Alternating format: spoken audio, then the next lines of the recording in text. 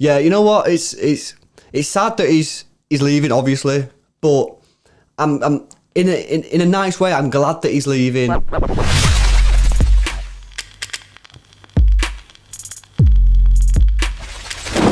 Hey guys, and welcome to another video. We're going to go through the post-match thoughts for the Bournemouth game, who we've just beaten 2-1. Thanks a lot for everyone who come along to the live watch-along. It was good to speak to everyone again. Yeah. If you are new to the channel, please hit that subscribe button and with the notification bell turned on. You guys are absolutely smashing it. Like, our subscription thing is going up massively. It's insane, it's a joke. Like, you guys are absolutely killing it. So thanks a lot for everyone who's already subscribed. And if you're not subscribed, keep that momentum going for us. And if you do like this video, please smash a like on it as well. We're trying to get to 150 likes on the video. So today, I'm going to start with David Silva. It's his last season at City, unless City pull out some contract extension,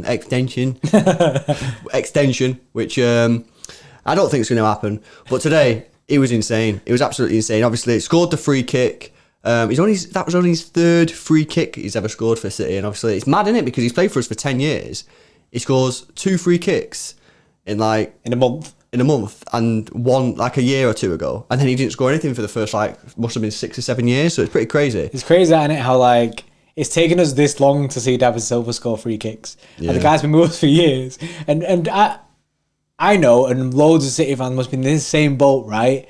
Every time you see David Silva step up to a free kick, you're like, oh nah, you always wanted it to be someone else because you know it ain't going in. Yeah. But then recently, take him in it. Yeah, unless KDB's on the pitch, man, he can take it. It was a beautiful one, wasn't it? Right in the top corner. I think it come off the bar, actually. So, the keeper had absolutely no chance. And, oh, yeah, I thought he was absolutely fantastic today, I've got to say. Obviously, he created the second goal for Garcia. It's good to see him get another goal, Garcia. But, yeah, I just thought his all-round performance today, Silva, was just top class. And, yeah, you know what? It's sad that he's leaving, obviously.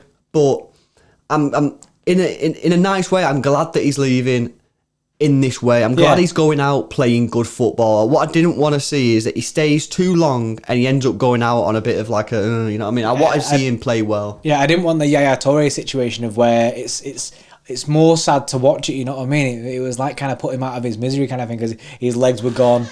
And I didn't want the same for Silva. I didn't want this season to be like a dead season for Silva. I know we've not won the Premier League this year, but I didn't want him to have bad performances until the end, because then you'll see people get sick of watching him play. The people are like, I don't want him to play, innit? Because he's having a bad time with it.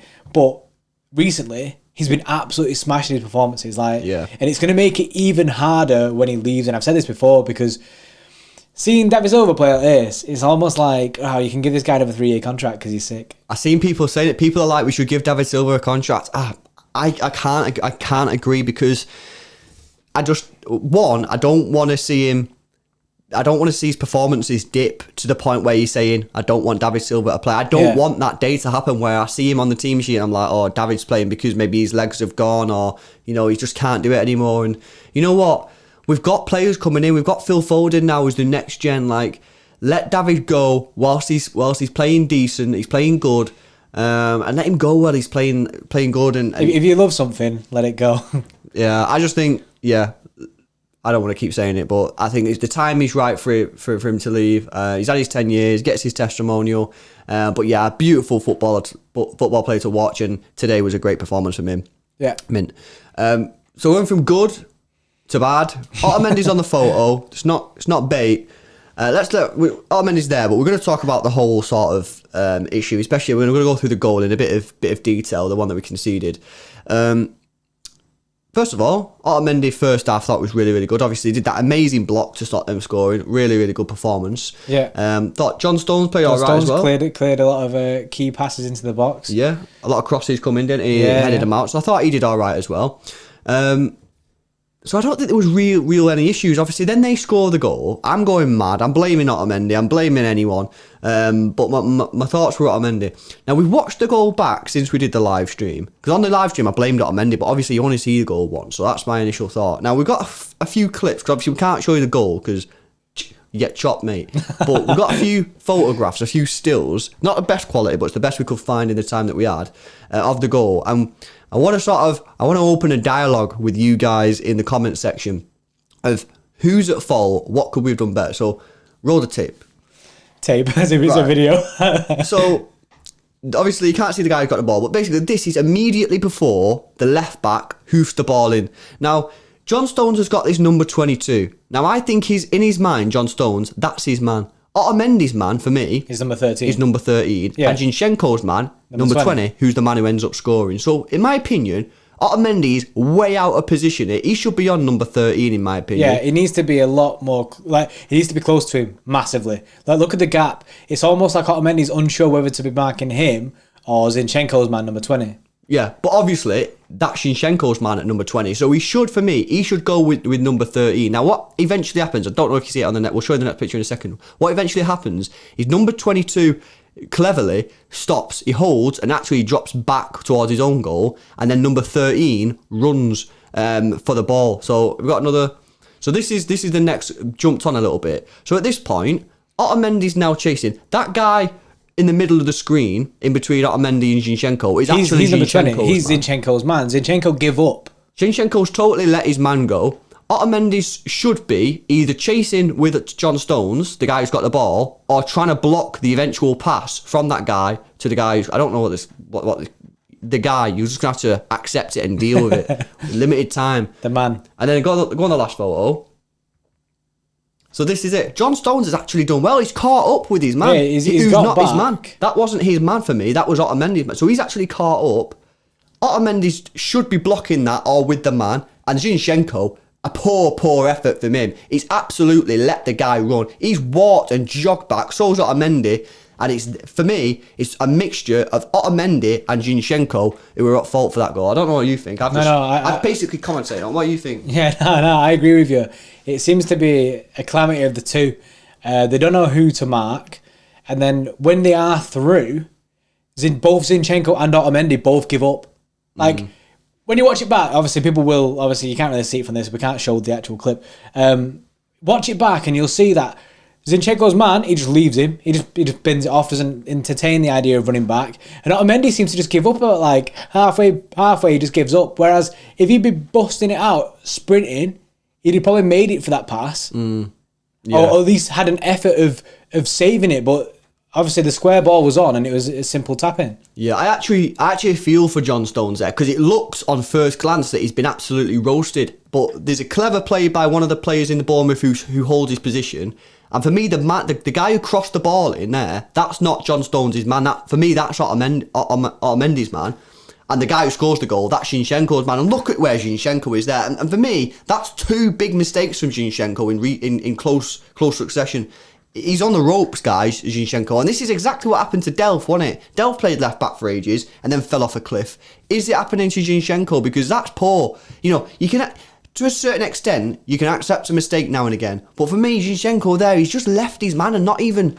He should be busting a gut to get back there and he's not. The thing is, for me, like, I mean, not just saying that these players, isn't it? Like, but the defence as a whole today didn't fill me with confidence. Like, it didn't have the solidity that our defence usually has.